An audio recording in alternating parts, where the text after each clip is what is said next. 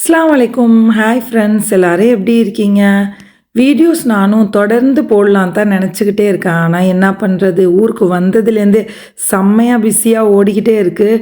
இப்போ நம்ம சூப்பரான ஒரு இன்ட்ரெஸ்டிங்கான விலாக் தான் பார்க்க போகிறோம். நான் இப்போ எங்கே போய்கிட்டு இருக்கேன்னா, சென்னை தான் கிளம்பி போய்கிட்டு இருக்கேன்.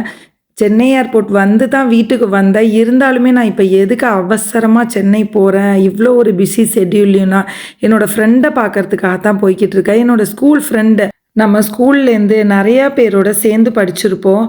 ஆனால் எல்லாரோட ஃப்ரெண்ட்ஷிப்பும் நம்மளால் கண்டினியூ பண்ண முடியாது. அதே மாதிரி தான் எனக்கும். எனக்கு நிறைய ஃப்ரெண்ட்ஸ் இருக்காங்க எல்லா ஸ்டேஜஸ்லேயுமே. ஆனால் ஒரு சில ஃப்ரெண்ட்ஸ் மட்டும்தான் இப்போ வரையும் கண்டினியூ ஆகிக்கிட்டே இருக்காங்க. அதில் ஒரு ஃப்ரெண்ட் தான் மீட் பண்ண போய்க்கிட்டே இருக்கேன். இவன் எனக்கு ஃப்ரெண்ட் அப்படின்னு சொல்கிறத விட, நாங்கள் படிக்க ஸ்டார்ட் பண்ணதுலேருந்தே எங்கள் ஃபேமிலியும் அவங்க ஃபேமிலியுமே ரொம்ப க்ளோஸ் ஃப்ரெண்ட்ஸ் ஆகிட்டாங்க. அதாவது ரிலேட்டிவ்ஸ்க்கு மேலேன்னு கூட சொல்லலாம். அந்தளவுக்கு க்ளோஸ் ஃப்ரெண்ட்ஸ் ஆகிட்டாங்க. நான் அவளை பார்த்து 3 இயர்ஸ் கிட்ட ஆக போகுது. லாஸ்ட் டைம் வந்தப்பையும் போக ரொம்பவே ட்ரை பண்ணேன். ஆனால் முடியாமல் போயிடுச்சு.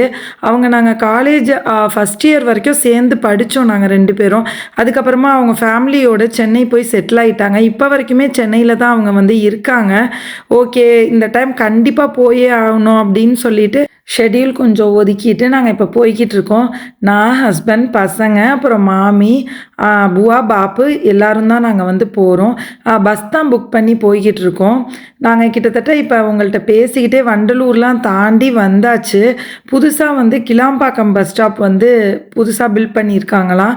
அப்போ அங்கே ஸ்டாப் பண்ணிடுவேன்னு சொல்லிட்டாங்க. அங்கேருந்து இன்னொரு பஸ் ஏறி போகிற மாதிரி இருக்கும்ன்ட்டு.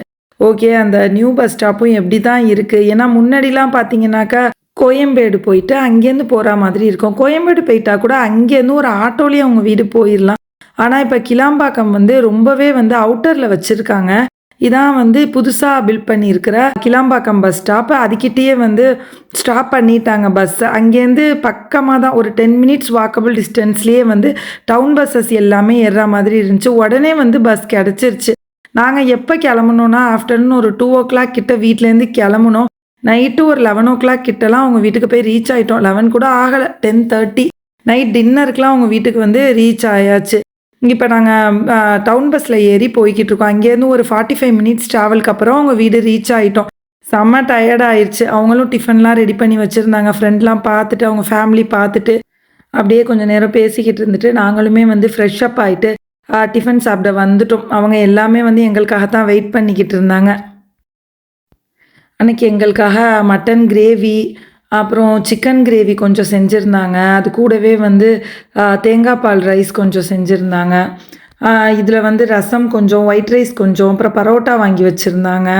எல்லாமே இருந்துச்சு. இது ஆக்சுவலாக நாங்கள் சாப்பிட்டு முடிச்சதுக்கப்புறம் எடுத்த கிளிக். அதனால தான் சாப்பாடுலாம் பாதி பாதி இருந்துச்சு. ஃப்ரெண்டு ஃபேமிலி ஸ்டே பண்ணியிருக்கிற பிளேஸ் தான் இது. இது நெக்ஸ்ட் டே மார்னிங் நாங்கள் வெளியில் கிளம்புறதுக்காக கொஞ்சம் ரெடியாக இருந்தோம். மார்னிங்னு சொல்ல முடியாது, ஏன்னா நாங்கள் தேர்ஸ்டே நைட் அங்கே ரீச் ஆகுனதுனால ஃப்ரைடே ஆஃப்டர்நூன் சாப்பிட்டு தான் கிளம்பணும் அப்படின்னு சொல்லிட்டாங்க. எங்களுக்கும் அங்கே கொஞ்சம் வேலைலாம் இருந்துச்சு. நான் துபாயில் இருக்கேன் இல்லையா, அங்கேயுமே ஒரு ஃப்ரெண்டு இருக்காங்க. அவங்களும் உங்கள் வீட்டுக்கு போகணும் அப்படின்னு சொல்லியிருந்தாங்க. அதனால் ஆஃப்டர்நூனுக்கு அப்புறம் அவங்க வீட்டுக்கு போகலாம், மார்னிங்கே போகலான்ட்டு ட்ரை பண்ணோம். ஆனால் ஃப்ரெண்டு வீட்டில் விடலை. நைட் தானே வந்தீங்க, ஜுமாலாம் தொழுதுட்டு ஆஃப்டர்நூன் இங்கே ஃபுட் ப்ரிப்பேர் பண்ணுறோம், சாப்பிட்டுட்டு தான் போகணுன்னு சொல்லிட்டாங்க. எங்களுக்காக அவங்க ஊர் ஸ்டைலில் மட்டன் பிரியாணி ரெடி இருந்தாங்க. அவங்க எல்லாமே ரொம்ப ஸ்வீட்டாக பேசுனாங்க. ஃப்ரெண்டு ஃபேமிலி எப்போதுமே. இப்போ நான் போனப்போ புதுசாக 2 பேர், அதாவது ஃப்ரெண்டோட தம்பி அப்புறம் தங்கச்சி 2 பேருக்கும் மேரேஜ் ஆனதுக்கப்புறம் இப்போ தான் நான் போகிறேன். அம்மா மேரேஜ்க்கு போயிருந்தாங்க. நான் துபாயில் இருந்ததுனால போக முடியல. அதனால் அவங்களுமே ஹோல் ஃபேமிலியும் சேர்ந்தே தான் இருக்காங்க. Joint family. ஒரே அப்பார்ட்மெண்ட்டில் 2 ஹவுசஸ் அவங்க எடுத்திருக்காங்க. அப்புறம் ஜாலியாக இருந்துச்சு. ஒரே வீட்லேயே சமைச்சு தான் அன்றைக்கி ஃபுட் எங்களுக்காக விருந்தெல்லாம் ரெடி பண்ணியிருந்தாங்க. பசங்களுக்குமே ரொம்ப அந்த பிளேஸ்லாம் பிடிச்சிருச்சுன்ட்டு சொல்லலாம். அவங்க வீட்டில் இந்த பேரட் பெட் வச்சுருந்தாங்க. பொண்ணுக்கு ரொம்பவே பிடிச்சிருச்சு. அந்த இடத்த விட்டு நகரவே இல்லை. நம்மளும் இதே மாதிரி துபாயில் வைப்போம் அப்படின்னு சொன்னாங்க. ஓகேன்னு சொல்லிட்டேன். நம்ம இருக்கிற வீடுலாம் சின்ன வீடு இல்லையா, அங்கெல்லாம் டக்குன்னு இதே மாதிரிலாம் வாங்கி வைக்க முடியாதுல்ல. ப்ளே ஸ்டேஷனுமே இருந்தாங்க. என் பையனுக்கா பயங்கர ஹாப்பி ப்ளே ஸ்டேஷன் பார்த்ததுக்கப்புறமா. இது ஃப்ரெண்டோட பையன். அவங்க விளையாடிக்கிட்டு இருக்காங்க. அவங்க விளையாடி முடிச்சதுக்கு அப்புறமா என் பையனும் அவங்களும் கம்பைன் பண்ணி விளையாட ஆரம்பிச்சிட்டாங்க. அதுக்குள்ளே ஃபுட்டுமே ரெடி ஆயிடுச்சு. ஜென்ஸ் எல்லாருமே வந்து ஜும்மா தொழுதுட்டு வந்துட்டாங்க வீட்டுக்கு. அன்றைக்கி எங்களுக்காக மட்டன் பிரியாணி, சிக்கன் வந்து கேஎஃப்சி ஸ்டைலில் ஒரு டிஃப்ரெண்ட்டாக செஞ்சுருந்தாங்க. சூப்பராக இருந்துச்சு. ஆனியன் ரைத்தா, அப்புறம் கத்திரிக்காய் பச்சடி எல்லாமே அவங்க ஊர் ஸ்டைல் தான். சூப்பராக இருந்துச்சு ஃபுட்டு எல்லாமே. அப்படியே ஜென்ஸ்லாம் சாப்பிட்டு முடிச்சதுக்கப்புறமா நாங்களுமே வந்து எல்லோரும் கீழேயே உட்காந்து ஜாலியாக பேசிக்கிட்டே வந்து சாப்பிட்டாச்சு. கொஞ்சம் நேரம் கழிச்சு டைம் பார்த்தாக்கா 4:00 ஆயிடுச்சு. அதுக்கப்புறமா தான் கிளம்பி இன்னொரு ஃப்ரெண்டுன்னு சொன்னேன் இல்லையா, அவங்க வீட்டுக்கு போயிட்டு வந்துடலாம் அப்படின்னு சொல்லிட்டு போய்கிட்டு இருந்தோம். சரி, அங்கேருந்து ஓலா புக் பண்ணி கொடுத்தாங்க அவங்களே.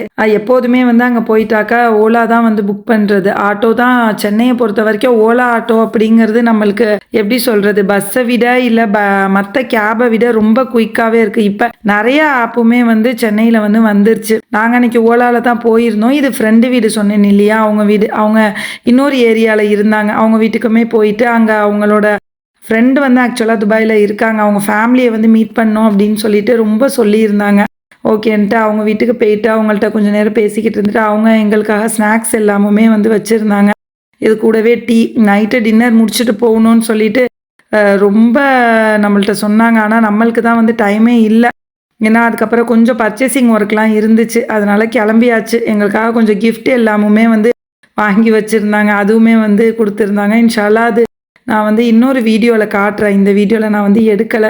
அதோட கிளம்பி அங்கேருந்து டி நகர் வந்து 10 மினிட்ஸ்ன்னு சொல்லியிருந்தாங்க. அங்கேருந்து ஒரு ஓலா புக் பண்ணி ஆட்டோலேயே வந்து டி நகர் போயாச்சு. டி நகர்லாம் டோட்டலாக சேஞ்ச் ஆயிருந்துச்சு. நாங்கள் சென்னை எப்போ போனாலுமே டி நகர் போவோம். நான் லாஸ்ட்டாக போயிட்டு ஒரு 3 இயர்ஸ் ஆயிருக்கோன்னு நினைக்கிறேன். இந்த டைம் பார்த்தாக்கா டி நகர் பார்த்தா டி நகர் மாதிரியே இல்லை. சுத்தமாக பிடிக்கவே இல்லை. டி நகர் ட்ரெஸ்லாம் வந்து நல்லாவே இல்லை, பார்க்குறதுக்கும் பிடிக்கல. அதோட சென்னை சில்க் போயாச்சு. அங்கே போய்ட்டு கொஞ்சம் சாரீலாம் வந்து பர்ச்சேஸ் பண்ணலாம் அப்படின்னு சொல்லிட்டு சாரீ தான் வந்து எடுக்கிறதுக்கு வந்திருந்தோம். சென்னை சில்க், அப்புறம் போத்தீஸ், இது எல்லாமுமே கொஞ்சம் நல்லா இருந்துச்சு. நான் ஃப்ரெண்டு வீட்டுக்கு போனேன்னு சொன்னேன் இல்லையா, அங்கே 2 பேருக்கு மேரேஜ் ஆகிருக்குண்டு. அவங்களுக்கு ஓகே சாரீ வாங்கி கொடுக்கலாம். ஏன்னா எங்களுக்கு இங்கேருந்து வாங்கிட்டு போகிறதுக்கு சுத்தமாக டைமே இல்லாமல் போயிடுச்சு. அதோட பசங்களுக்கெலாம் கொஞ்சம் ஸ்நாக்ஸ், அப்புறம் ஹஸ்பண்ட் வந்து சாக்லேட்ஸ்லாம் கொஞ்சம் வாங்கிட்டு வந்திருந்தாங்க வரப்போ.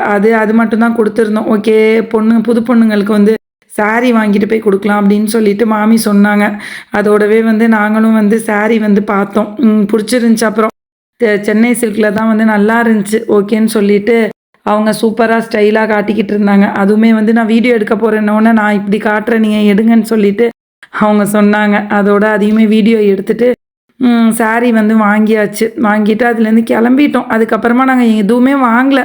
எங்களுக்கு எதுவுமே பிடிக்கல. இங்கே கும்பகோணம், தஞ்சாவூர் நம்ம கம்பேர் பண்ணுறப்ப அங்கே பார்த்தீங்கன்னாக்கா ப்ரைஸும் எனக்கு பிடிக்கல. கிளாத்துமே பார்த்தீங்கன்னா ரொம்ப நல்லாவே இல்லை. பெரிய ஷாப்ஸ் வைஸ் பார்த்தீங்கன்னா நல்லா இருந்துச்சு. அப்புறம் மாமி சொல்லிட்டாங்க, கும்பகோணம் தஞ்சாவூர்லேயே வாங்கிடலாம், இங்கே வாங்க வேணாம், எனக்கு அந்தளவுக்கு பிடிக்கல அப்படின்னு. ஓகே, ஊருக்கு கிளம்புறப்ப எப்படியும் ஒரு ஷாப்பிங் பண்ணுற மாதிரி இருக்கும், இங்கே கும்பகோணம் தஞ்சாவூர்லேயே பார்த்துக்கலாம் அப்படின்னு சொல்லிட்டு அதோடவே வந்து கிளம்பியாச்சு. அதுக்குள்ளவே டைம் பார்த்தீங்கன்னாக்கா 11 கிட்ட ஆயிடுச்சு. 10 அப்புறம் வந்து ஓலா கிடைக்கிறது ரொம்ப கஷ்டம்னு எங்களுக்கு தெரியாமல் போயிடுச்சு. அன்றைக்கி ரொம்ப கஷ்டப்பட்டு அதுக்கப்புறமா தான் ஒரு கேப் வந்து புக் பண்ணி அப்புறமேலு ஃப்ரெண்டு வீட்டுக்கு போனோம். அதுக்குள்ளவே பார்த்தீங்கன்னா 10 ஃபோன் கால்க்கு மேலே பண்ணிட்டாங்க. எங்கே காணோம், டைம் இவ்வளோ நேரம் ஆயிடுச்சு, வெயிட் பண்ணிக்கிட்டு இருக்கோம் அப்படின்னு. டின்னர் வெளியில் சாப்பிட்றோன்னு சொல்லிட்டு சொன்னாக்கா வேணாண்டாங்க. அப்புறம் நாங்கள் ரொம்ப டைம் ஆயிடுச்சு, வெளியிலேயே சாப்பிட்டு வந்துடுறோன்ட்டு வெளியிலேயே சாப்பிட்டு அதுக்கப்புறமா தான் அவங்க வீட்டுக்கு வந்து போகணும். ஏன்னா நெக்ஸ்ட் டே பார்த்தீங்கன்னாக்கா ஒரு முக்கியமான வேலை வந்து எங்களுக்கு இருக்குது. அதனால் நாங்கள் ஃப்ரைடேவே வந்து இந்த ஒர்க்லாம் முடிச்சுட்டா தான் நெக்ஸ்ட் டே அந்த ஒர்க் பார்க்க முடியும் அப்படின்னு சொல்லிட்டு, அது என்ன வேலை அப்படின்னு சொல்லிட்டு நெக்ஸ்ட் விலாகில் நான் சீக்கிரமே உங்களுக்கு வந்து கொடுக்குறேன். நம்ம சேனலை ஃபஸ்ட் டைம் பார்க்குறீங்கனாக்கா சப்ஸ்கிரைப் பண்ணிக்கோங்க, சப்போர்ட் பண்ணுங்கள். தேங்க்ஸ் ஃபார் வாட்சிங்.